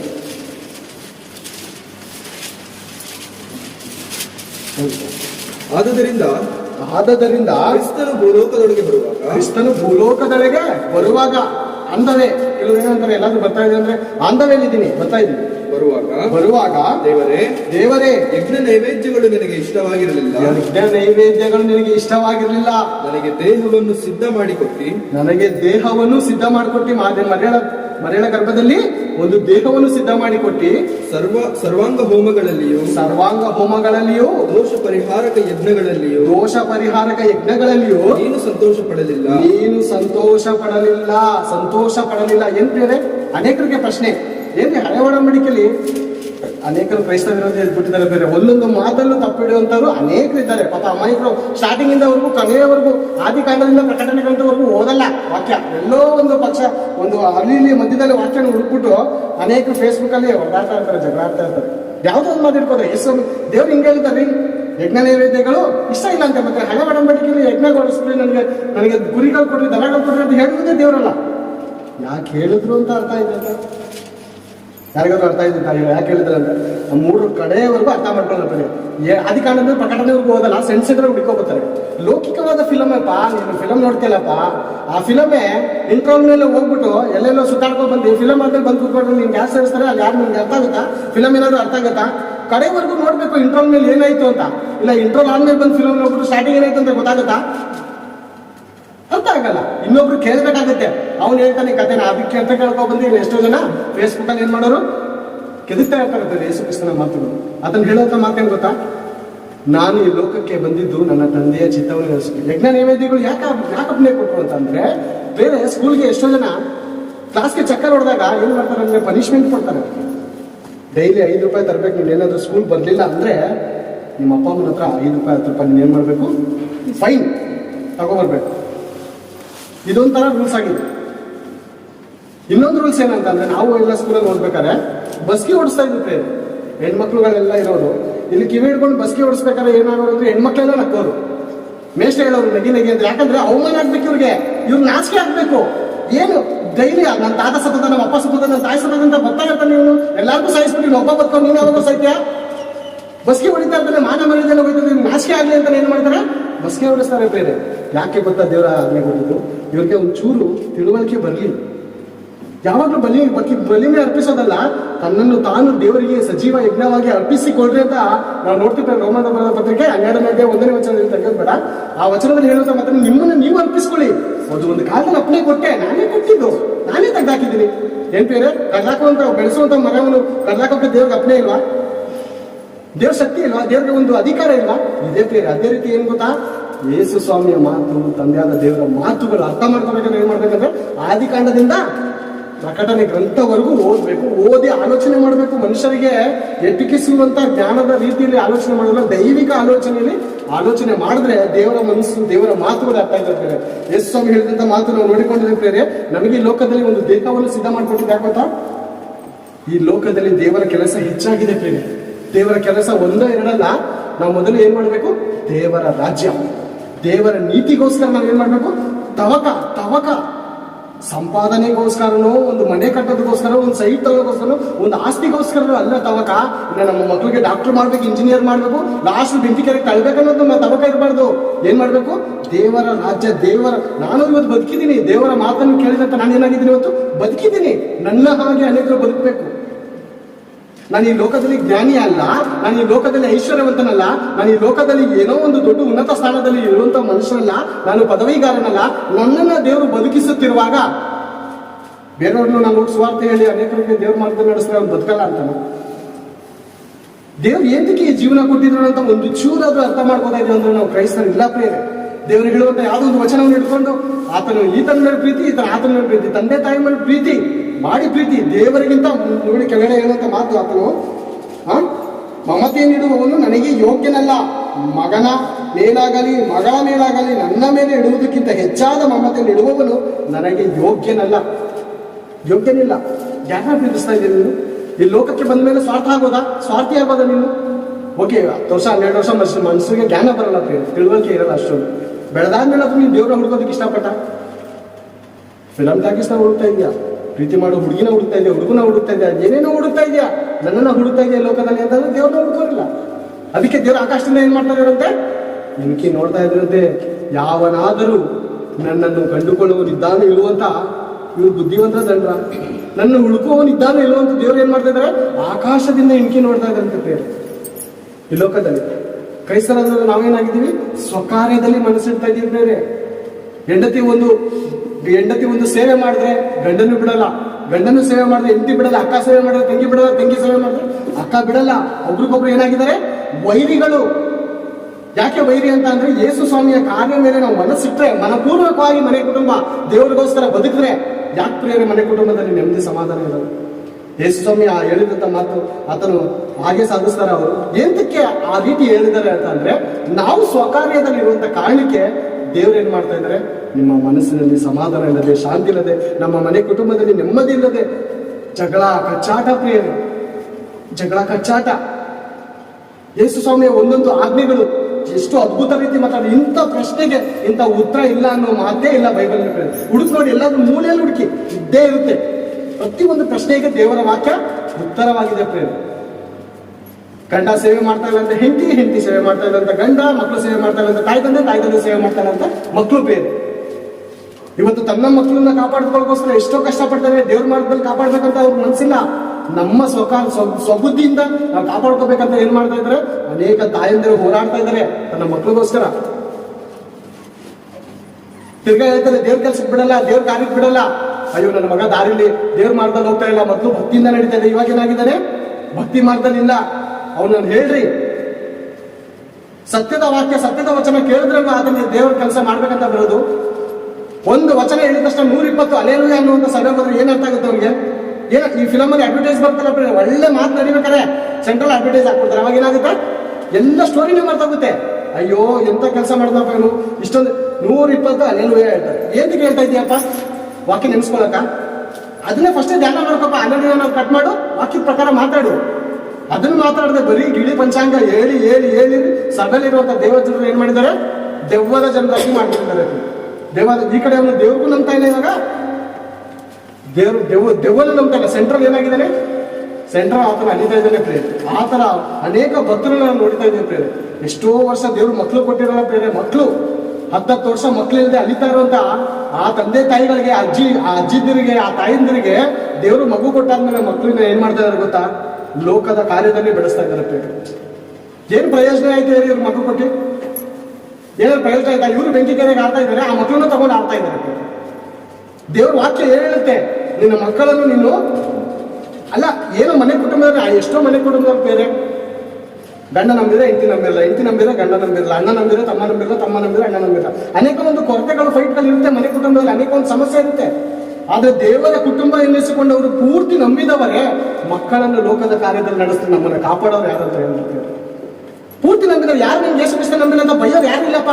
ನಮ್ಮ ಮನೆ ಕುಟುಂಬದಲ್ಲಿ ಯಾರಿಲ್ಲ ಬೈಯೋರು. 10 ಜನ ದೇವ್ರನ್ನ ನಂಬಿದೀವಿ. ನೀವು ನಂಬಿದಂತ ನೀವು ನಿಮ್ಮ ಮಕ್ಕಳನ್ನು, ನಮ್ಮ ಮಕ್ಕಳನ್ನು ಏನ್ ಬೇರೆ ಸಭೆ ಅಂದ್ರೆ ನಮ್ಮ ಮಕ್ಕಳು ನಿಮ್ಮ ಮಕ್ಕಳು ಎಲ್ಲ ಒಂದೇ. ನಮ್ಮ ಮಕ್ಕಳು ನಿಮ್ಮ ಮಕ್ಕಳನ್ನು ಇವಾಗ ಏನ್ ಮಾಡ್ಬೇಕು ಹೇಳಿ, ದೇವ್ರ ಮಾರ್ಗದಲ್ಲಿ ನಡೆಸ್ಬೇಕು. ಅವ್ರಿಗೆ ಇಲ್ಲ ಸಲ್ಲದ ವೇಸ್ಟ್ ಆದಂತ ಕಾರ್ಯಕ್ರಮಗಳನ್ನು ಟಿವಿಗಳಲ್ಲಿ ತೋರಿಸಿದ್ರೆ, ಮೊಬೈಲ್ಗಳಲ್ಲಿ ಅವ್ರ ಜೀವನ ಏನಾಗ್ಬೇಕು. ಆಮೇಲೆ ಅಳೋದಕ್ಕಿಂತ ಪ್ರಯೋಜನ ಇಲ್ಲ. ಸತ್ತ ಮೇಲೆ ಮನುಷ್ಯ ಅಳಿದ್ರೆ ಪ್ರಯೋಜನ ಇಲ್ಲ. ಬದುಕಿರುವಾಗಲೇ ಅಳಿರಿ ಅಂತ ಯೇಸು ಸ್ವಾಮಿ ಏನಂತ ಮಾತಿನ ಗೊತ್ತಾ? ಅಯ್ಯೋ ನನಗೋಸ್ಕರ ಯಾಕೆ ಕ್ರಮ ಆಳ್ತಾ ಇದ್ದೀರಾ ನೀವು? ನನಗೋಸ್ಕರ ಯಾಕೆ? ನಾನು ಬರ್ಬೇಕಾಗಿತ್ತು, ಸಾಯ್ಬೇಕಾಗಿತ್ತು, ಹುಟ್ಟಬೇಕಾಗಿತ್ತು. ನಾನು ಇದಕ್ಕೋಸ್ಕರ ಬಂದು ನನಗೋಸ್ಕರ ಯಾಕೆ ಹೇಳ್ತಾ ಇದ್ದೀರಾ ನೀವು? ನಿಮಗೋಸ್ಕರ ಹೇಳಿರಿ, ನಿಮ್ಮ ಮಕ್ಕಳಿಗೋಸ್ಕರ ಹೇಳಿರಿ.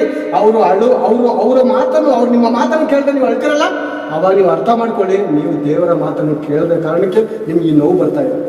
ನಾವು ದೇವ್ರ ಮಾತನ್ನು ಕೇಳ್ತಾ ಇರೋದಕ್ಕೆ ನಮ್ಗೆ ಈ ನೋವು. ನಮ್ಮ ಮಕ್ಕಳು ನಮ್ಮ ಮಾತನ್ನು ಕೇಳ್ತಾ ಇರೋದಕ್ಕೆ ನಮ್ಗೆ ದೇವ್ರು ಅದೇ ರೀತಿ ದುಃಖ ಪಡ್ತಾ ಇದ್ದಾರೆ. ಅಯ್ಯೋ ನನ್ನ ಮಗ ವಾಕ್ಯ ಪ್ರಕಾರ ನಡೀತಾ ಇಲ್ಲ ಅಂತ ದೇವ್ರು ಅದೇ ರೀತಿ ನಂಬ್ಕೋತಾ ಇದ್ದಾರೆ. ಒಂಚೂರು ಬದಲಾವಣೆ ಇಲ್ಲ.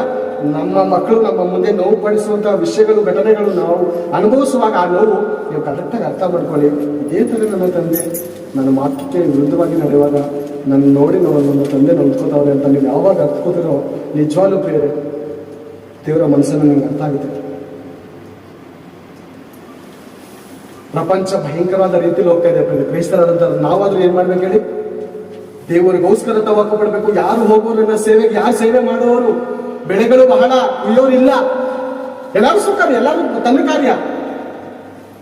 ಮಗು ಬೆಳೆಯುವಾಗ ಆತನ ಒಂದು ಎಜುಕೇಶನ್ ಚಿಂತೆ, ಮಧ್ಯಾವಸ್ಥೆಗೆ ಬಂದಾಗ ಅವನ ಮದುವೆ ಚಿಂತೆ, ಮದುವೆ ಆದ್ಮೇಲೆ ಮಕ್ಳು ಚಿಂತೆ, ಮೊಮ್ಮಕ್ಳು ಚಿಂತೆ, ಸತ್ತಾದ್ಮೇಲೆ ಏನ್ ಚಿಂತೆ? ಇರೋವರೆಗೂ ಚಿಂತೆ ಮಾಡ್ತೀವಿ. ಚಿಂತೆ ಇಲ್ಲ ನನ್ನ ಮೇಲೆ ಹಾಕುವಂತ ದೇವ್ರು ಹೇಳಿದ್ದಾರೆ ಆಲ್ರೆಡಿ. ನಿನ್ನ ಚಿಂತೆ ಏನ್ ಚಿಂತೆ ಮಾಡ್ತೀಯಮ್ಮ? ಗಂಡ್ಮಕ್ಳಿದ್ದಾರ, ಮದುವೆ ಪ್ರಯಾಣ, ನನ್ನ ಮೇಲೆ ಹಾಕು ನಿನ್ ಚಿಂತೆ, ನಾನು ಸಾಗಿಸ್ತೀನಿ. ಫಸ್ಟ್ ನನ್ನ ಕೆಲಸ ನೀನು, ನನ್ನ ಕೆಲಸ ಮಾಡಿದ್ರೆ ಏನಾಗುತ್ತೆ ಹೇಳಿ? ನಾನು ನಿನ್ ಕೆಲಸ ಮಾಡ್ತೀನಿ. ದೇವ್ರಿಗೋಸ್ಕರ ನಾವೊಂದು ಹೆಜ್ಜೆ ಇಟ್ಟರೆ ಏನಾಗುತ್ತೆ ಗೊತ್ತಾ? ದೇವ್ರು ನಮ್ಮ ಹಿಂದೆ ಬರ್ತಾ ಇರ್ತಾರೆ. ನಾವೇ ಎಲ್ಲೋ ಹೋಗ್ತಾ ಇದ್ದೀವಿ, ಆತನ ಹೇಳುವಂತ ಮಾರ್ಗದಲ್ಲಿ ನಾವು ಹೋಗ್ತಾ ಇಲ್ಲ. ನಮಗೋಸ್ಕರ ಚಿಂತೆ ಮಾಡೋರು ಯಾರೇ? ನಮ್ಗೆ ನಾವು ಚಿಂತೆ ಮಾಡ್ಕೊಂಡು ಏನ್ ಬೆಳೆಯೋಕ್ಕಾಗುತ್ತೆ? ಏನು ಬೆಳೆಯಕ್ಕಾಗಲ್ಲ ಪ್ರೇರೆ. ಒಂದು ಮೊಳ ಆದ್ರೂ ಬೆಳೆದಕ್ಕೆ ಸಾಧ್ಯ ಇಲ್ಲ.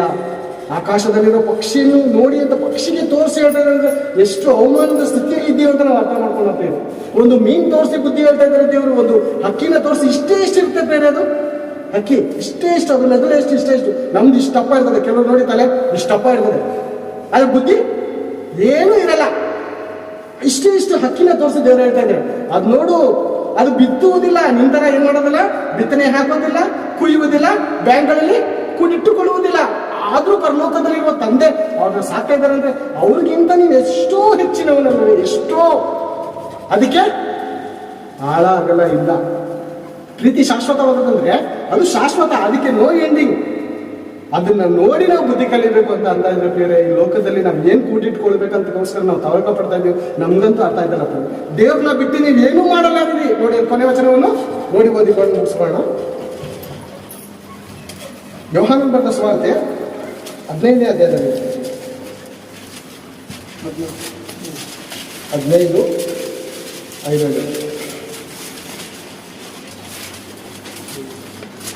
ನಾನು ದ್ರಾಕ್ಷಿಯ ಬಳ್ಳಿ, ನಾನೇ 15:5.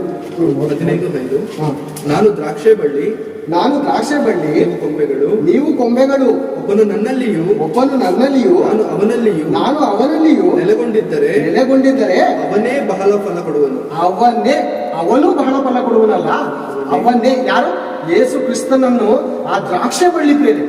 ದ್ರಾಕ್ಷಿ ಬಳ್ಳಿ ನೋಡಿದ್ರ ಎಷ್ಟು ಅದ್ಭುತವಾಗಿರುತ್ತೆ ಬೇರೆ. ಅದು ತಿನ್ನುವಾಗ ಅದು ರುಚಿನೇ ಒಂಥರ ಅದ್ಭುತ ಬೇರೆ. ಏನ್ರಿ, ಒಂದೊಂದು ಹಣ್ಣು ಒಂದೊಂದು ರುಚಿ. ಅದರಲ್ಲಿ ಯೇಸು ಸ್ವಾಮಿ ದ್ರಾಕ್ಷಿ ಬಳ್ಳಿಗೆ ಹೋಲಿಸಿ ಹೇಳ್ತಾ ಇದ್ರೆ, ನಾನೇ ನಿಜವಾದ ದ್ರಾಕ್ಷಿ ಬಳ್ಳಿ. ಒಬ್ಬನು ನನ್ನಲ್ಲಿಯೂ ನಾನು ಅವನಲ್ಲಿಯೂ ಇದ್ದರೆ ಅವನೇ ಬಹಳ ಫಲ ಕೊಡುವನು. ಬಹಳ ಫಲ ಕೊಡುವುದರಿಂದ ನಿನ್ನ ತಂದೆಗೆ ಸಂತೋಷ ಉಂಟಾಗುವುದು. ಯಾವ ಫಲ? ಲೋಕದಲ್ಲೇನೋ ಹಣ್ಣು, ಕಾಯಿ, ಹಂಪಲ ನೀನ್ ತಿನ್ನಮ್ಮ, ನಿನಗೆ ರೋಗ ಐತೆ ನೀನ್ ತಿನ್ನು, ಎಲ್ಲೋ ಕೊಡ್ತಾ ಇದೆಯಾ? ನೀನ್ ಹಣ್ಣು ತಿನ್ನು, ನಿನ್ನ ಬ್ಲಡ್ ಕಡಿಮೆ ಆಗೈತೆ ನೀನ್ ತಿನ್ನು ಅಂದ್ರೆ ಅದನ್ನ ದೇವ್ರು ಕೊಟ್ಬಿಟ್ಟು ಈ ಕೊಡ್ಬೇಕಾಗಿರೋದು ಆತ್ಮಿಕ ಫಲದಲ್ಲಿ ಏನ್ ಕೊಡ್ತಾ ಇದ್ದಾರೆ ಗೊತ್ತಾ? ಹೊಲಸು ಫಲಗಳನ್ನು ಕೊಡ್ತಾ ಇದ್ದಾರೆ. ಮಾರ್ಕನ ಬರೆದ ಸುವಾರ್ತೆ 7:20 ಬೆಳಗ್ಗೆ ಒಳಗಿನಿಂದ ಕೊಲೆ ಆಗುವುದಿಲ್ಲ ಎಂದ್ರೆ ಒಳಗಿನಿಂದ ಹೊರಗಡೆ ಬರುವಂತದ್ದೇ ಮನುಷ್ಯನನ್ನು ಕೊಲೆ ಮಾಡುವುದು. ಫಸ್ಟ್ನೇದು ಬರುತ್ತೆ, ಲೀಸ್ಟ್ ಕೊಟ್ಟಿದ್ದಾರೆ ದೇವರು. ಯಾವ್ದಾದ್ರು ಉಳುಕು ಫಲ, ಯಾವ್ದಾದ್ರು ಒಳ್ಳೆ ಫಲ. ಸೂಳೆಗಾರಿಕೆ, ಕಳ್ಳತನ, ಮೋಸ, ಆದ್ರ ಇದೆಲ್ಲ ಏನಾಗಿದೆ ಅಂದ್ರೆ ಉಳುಕು ಫಲ. ಇದನ್ನ ಕೊಟ್ಟು ಇದನ್ನ ನೀವು ಮಾಡಿಕೊಂಡಿದ್ರ, ಇದನ್ನ ನನ್ನ ಹತ್ರ ತಗೊಬಂದು ನೀವು ಪರಿಶುದ್ಧರಾಗಿ ನೀತಿವಂತರಾಗಿ ಬದುಕಿ ಅಂದ್ರೆ ನಿಮಗೆ ಮನಸ್ಸಿಲ್ಲ. ನೀವೇನ್ ಕೊಡ್ತಾ ಇದ್ರೆ, ಯಾವ ಫಲ ಕೊಡ್ತಾ ಇದ್ರೆ ಅಂದ್ರೆ ಹುಳುಕು ಫಲ. ಏನಾಗಿದ್ದಾರೆ ಎಲ್ಲರೂ? ಹುಳುಕು ಫಲ ಕೊಡ್ತಾ ಇದ್ದಾರೆ ಬೇರೆ. ಈ ಭೂಮಿ ಒಂದು ಏನಾಗಿದೆ? ತೋಟವಾಗಿದೆ. ನಾವು ಮರಗಳು. ನಮ್ಮಿಂದ ಏನ್ ಉಂಟಾಗ್ಬೇಕು ಹೇಳಿ? ಒಳ್ಳೆ ಫಲ ಬರಬೇಕು ಬೇರೆ. ನಿಮ್ಮ ಮನೆ ಮುಂದೆ ಗಿಡ ಹಾಕ್ತೀವಿ, ನಮ್ಮ ಮುಂದೆ ಗಿಡ ಹಾಕ್ಬಿಟ್ಟು ಒಳ್ಳೆ ಗೊಬ್ಬರ ಹಾಕಿ ಒಳ್ಳೆ ಅದಕ್ಕೆ ಮೆಡಿಸಿನ್ನು ಟೈಮ್ಗೆ ನೀರು ಹಾಕಿ ಅದು ಒಣಗೋದ್ರೆ ಎಷ್ಟು ಕೋಪ ಬರ್ತದೆ ಹೇಳಿ? ಏನೋ ಹೋಗ್ಲಿ ಒಂದು ಸರಿ ಹೋಗಿ ನೆಕ್ಸ್ಟ್ ಸರಿ ಕೊಡ್ತೀವಿ. ತಿರ್ಗಾ ಗೊಬ್ಬರ ಹಾಕಿ, ತಿರ್ಗಾ ನೀರು ಹಾಕಿ, ತಿರ್ಗಾ ಅದಕ್ಕೆ ನೆರಳು ಎಲ್ಲ ಸೌಕರ್ಯ ಮಾಡಿ ಬೆಳ್ಳಿ ಎಲ್ಲ ಕಟ್ಟಿ ಇದ್ಮೇಲೆ ತಿರ್ಗಾ ಉಳುಕು ಫಲ ಕೊಟ್ಟರೆ ಏನು ಮಾಡ್ತೀರಿ ಹೇಳಿ? ಒಲೆ ತಗೊಬಂದು ಬೇಯಿಸಿ ಅದ್ರ ಮುಂದೆ ಚಪಾತಿ ಮಾಡ್ಕೊಂಡು ತಿಂತೀರಾ ಅಲ್ವಾ? ಒಲೆಗೆ ಹಾಕ್ತೀರಾ, ಉರಿ. ನನ್ನ ಹೊಟ್ಟೆ ಎಷ್ಟು ಉರಿಸಿದ್ದೆ ನೀನು, ನಿನ್ನ ಹೊಟ್ಟೆ ಹಿಂಗೆ ಉರಿಬೇಕು ಅಂತ ಒಲೆಗೆ ಹಾಕಿ ಅದ್ರ ಮೂಲಕ ಚಪಾತಿನೇ ಏನೋ ಮಾಡ್ಕೊಂಡು ಹಳೆ ಕಾಲದಲ್ಲಿ ಒಲೆ ಬೇಯಿಸೋದಿದ್ದು. ಇವಾಗ ಅದು ಕೊಟ್ಟಿದ್ದು ಪಾಪ ಮೋದಿಯವ್ರು ಎಲ್ಲರಿಗೂ ಒಲೆ ಬೇಯಿಸ್ತಾ ಇದ್ದೀರಾ, ನೀವು ಗ್ಯಾಸ್ ಕೊಡ್ತೀನಿ ಅಂತ ಹೇಳ್ಬಿಟ್ಟು ಪಾಪ ಅಮಾಯಕರು ಒಲೆಗೂ ಬೇಯಿಸ್ಕೊಂಡು ಅದನ್ನು ತಿನ್ಕೊಂಡಿದ್ರು. ಗ್ಯಾಸ್ ತಂದ್ಬಿಟ್ಟು 400 ರೂಪಾಯಿ ಮಾಡ್ಬಿಡಿ ಪಾಪ. ಅವ್ರು ಒಲೆನೂ ಇಲ್ಲ, ಗ್ಯಾಸು ಇಲ್ಲ, ಉಪವಾಸ ಮಾಡ್ಬಿಟ್ಟು ಪಾಪ. ಇರ್ಲಿ, ಆ ಥರ ಮಾಡಿ ಏನಾಗಿದ್ದಾರೆ ಅಂದ್ರೆ ಹೇಳಿ, ಮನುಷ್ಯ ಒಳ್ಳೆ ಫಲ ಕೊಡ್ತಾರೆ, ಬರೀ ಹುಡುಕು ಫಲ. ದೇವ್ರು ಏನ್ ಹೇಳಿದಾರೆ? ಕೆಟ್ಟ ಹುಳಗಳು, ಕೆಟ್ಟ ಫಲಗಳನ್ನು ಕೊಡುವ ಪ್ರತಿಯೊಂದು ಮರವನ್ನು ಕಡ್ದು ನಾನು ಏನ್ ಮಾಡ್ತೀನಿ? ಬೆಂಕಿಗೆ ಹಾಕ್ತೀನಿ. ಅಲ್ಲಿ ಏನಾಗ್ತದೆ? ಆತ್ಮ ಸಾಯುವುದಿಲ್ಲ, ಬೆಂಕಿ ಆರುವುದಿಲ್ಲ. ಪ್ರೇರೆ, ಬೆಂಕಿ ಆರುವುದಿಲ್ಲ, ಆತ್ಮ ಸಾಯುವುದಿಲ್ಲ.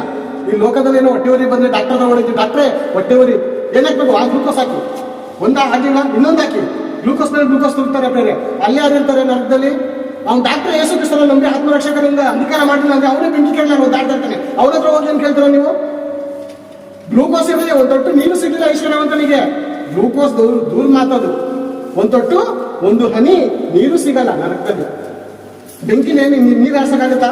ಈ ಲೋಕದ ನೀರು ಅಲ್ಲಿ ಆರಿಸ್ಬಿಡ್ಬೋದು. ಅಲ್ಲಿ ಏನಾಗುತ್ತೆ? ನೀರು ಇಲ್ಲ, ಗ್ಲೂಕೋಸ್ ಇರಲಿ, ನೀರು ಇಲ್ಲ. ಅದನ್ನ ಯಾರು ಅದರಿಂದ ನಮಗೆ ಬಿಡಿಸೋರು ಒಬ್ಬರು ಇಲ್ಲ ಪ್ರೇರೆ.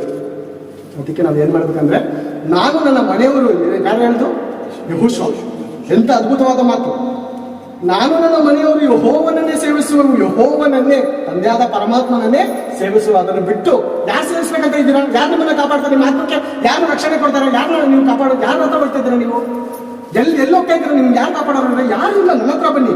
ಎಲ್ಲೇ ಬಾಯಾರಿದ ಜನರೇ ನನ್ನ ಬಳಿಗೆ ಬನ್ನಿರಿ, ಕ್ರಾಯವಿಲ್ಲದವನು ಸಹ ನನ್ನ ಬಳಿಗೆ ಬರಲಿ, ನಾನು ಜೀವಜಲದ ನೀರನ್ನು ಕೊಡ್ತೀನಿ. ನನ್ನ ಹತ್ರ ಬಾ, ನನ್ನ ಹತ್ರ ಬಾ. ಮೋಶೆ ಪ್ರೇರೆ ಎಷ್ಟು ವೈರಾಗ್ಯದಿಂದ ಹೇಳಿದಂತ ಮಾತನ್ನು ಕಳೆದಾಗಿ ನೋಡಿ ಮುಗಿಸಿಕೊಳ್ಳುವ ಪ್ರೇರೆ. ವಿಮೋಚನೆ ಕಾಂಡದಲ್ಲಿ 32ನೇ ಅಧ್ಯಾಯ 27ನೇ ವಚನ ನೋಡಿ. ಇಸ್ರಾಯೇಲರು ದೇವರ ಮಾತಿಗೆ ವಿರುದ್ಧವಾಗಿ ನಡೆದಾಗ 32:27 ಮೋಶೆ ಅವರಿಗೆ ಇಸ್ರಾಯೇಲ್ಯರ ದೇವರಾದ ಯೆಹೋವನು ಅಪ್ಪಣೆ ಮಾಡುವುದೇನೆಂದರೆ ನಿಮ್ಮಲ್ಲಿ ಪ್ರತಿಯೊಬ್ಬನು ಕತ್ತಿಯನ್ನು ಸೊಂಟಕ್ಕೆ ಕಟ್ಟಿಕೊಂಡು ಪಾಳೆಯದ ಮಧ್ಯದಲ್ಲಿ ಒಂದು ಬಾಗಿಲಿನಿಂದ ಮತ್ತೊಂದು ಬಾಗಿಲಿನವರೆಗೂ ಹೋಗುತ್ತಾ ಬರುತ್ತಾ ಅಣ್ಣ ತಮ್ಮ ಗೆಳೆಯರ ನೆರೆಯವನ ಎಂದು ಲಕ್ಷಿಸದೆ ಜನರನ್ನು ಸಂಹರಿಸಬೇಕು ಎಂದು ಹೇಳಿದರು. ಜನರನ್ನು ಸಂಹರಿಸಬೇಕು. ಯಾಕೆ ಗೊತ್ತಂದ್ರೆ ಈ ಬಸವನನ್ನು ಮಾಡ್ಕೋತಾರೆ.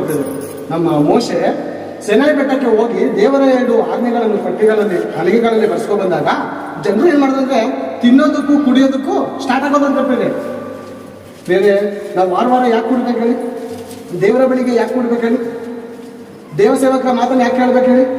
ಯಾಕಂದ್ರೆ ದೈಹಿಕವಾಗಿ ಪಾಪ ನಾವು 1 ವರ್ಷ 2 ವರ್ಷ ಬಿಟ್ಕೊಂಡು ಮಾಡಿದ್ರು, ಆತ್ಮಿಕದಲ್ಲಿ ನಾವು 1 ವಾರ ದೇವರ ಸಭೆಗೆ ನಾವು ಬರದೇ ಇದ್ರೆ, ನಾವು ದ್ರಾಕ್ಷಾರಸ ರೊಟ್ಟಿ ತಗೊಳ್ಳದೇ ಇದ್ರೆ ಏನಾಗ್ತೀವಿ ಗೊತ್ತಾ? ನಾವು ನಮ್ಮ ಅಂತರಾತ್ಮದಲ್ಲಿ ನಾವು ಪಾಪ ಮಾಡೋರಾಗಿರ್ತೀವಿ. ಆ ಥರ ಮಾತುಗಳನ್ನು ಕೇಳೋದಕ್ಕೋಸ್ಕರ ನಾವೇನ್ ಮಾಡ್ಬೇಕು? ಸಭೆ ಬಿಡ್ಲೇಬೇಕು. ನಮ್ಮ ದೇವ ಜನರು ಏನ್ ಮಾಡಿದ್ರೆ ಪ್ರತಿದಿನ ರೊಟ್ಟಿ ಮುರಿತಾ ಇದ್ರು. ಪ್ರತಿದಿನ ದೇವರ ಸೇವೆ, ದೇವರ ಕೆಲಸ, ದೇವರ ಮಾತುಗಳು ಪ್ರತಿದಿನ ಕೇಳ್ತಾ ಅವ್ರಿಗೆ ಲೋಕದ ಆಲೋಚನೆ ಬರಲಿಲ್ಲ.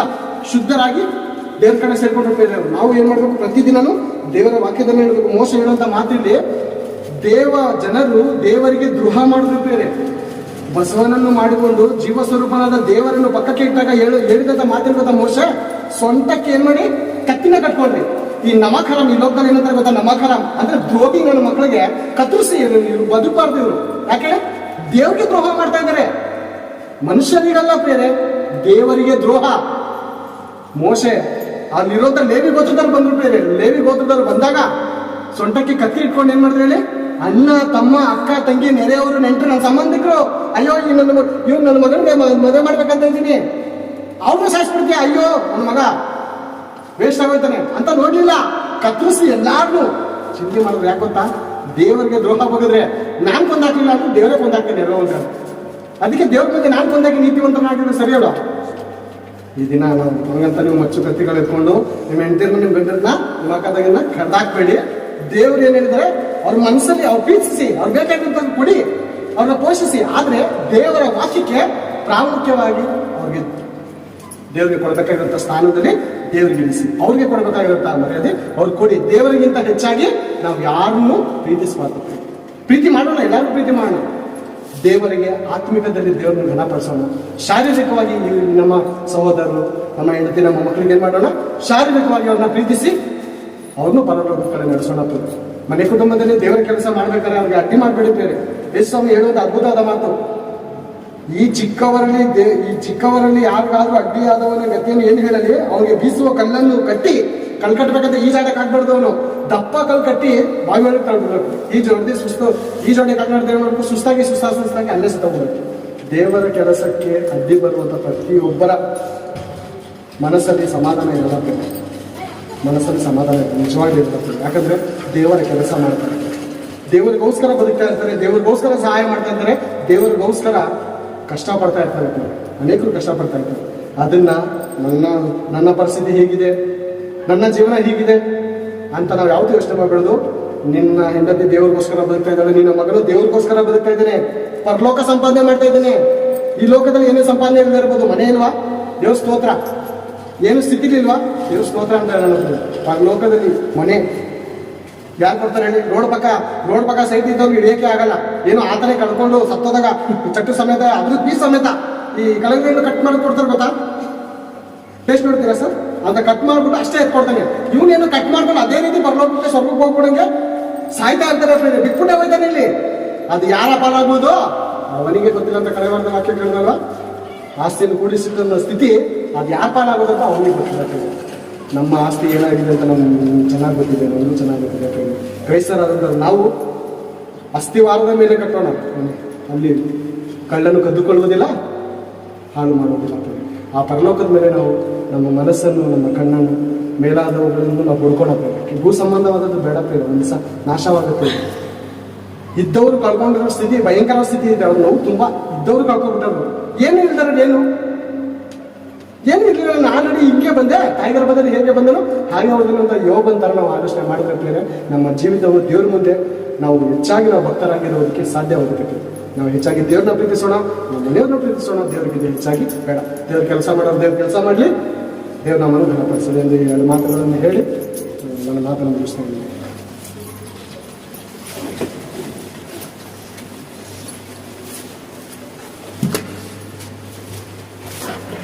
Okay, thank you very much. ಅದ್ಭುತವಾದಂಥ ವಾಕ್ಯಗಳನ್ನು ನಾವು ಕೇಳಿದ್ದೇವೆ. ಸೊ ಯಾಕೆ ದೇವರನ್ನು ನಂಬೋದಿಲ್ಲ ಅಂತ ತುಂಬ ಜನ ಕೇಳಿದ್ರೆ